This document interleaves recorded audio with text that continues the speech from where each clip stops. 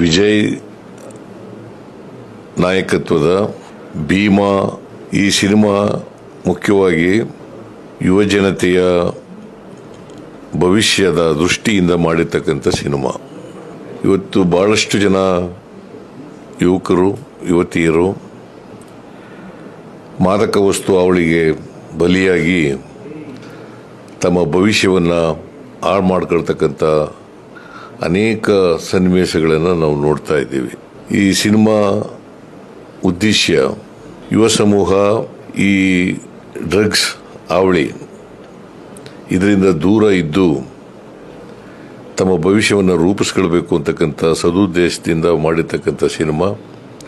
ಅದು ಸಫಲ ಆದರೆ ಸಿನಿಮಾ ಮಾಡೋದಕ್ಕೆ ಸಾರ್ಥಕ ಆಗ್ತದೆ ಅಂತೇಳಿ ನನಗನ್ಸುತ್ತೆ. ದುನಿಯಾ ವಿಜಯ್ ಅವರು ಇಂಥ ಒಂದು ಸಿನಿಮಾ ಮಾಡಿರ್ತಕ್ಕಂಥದ್ದು ಭಾಳ ಒಳ್ಳೆಯದು.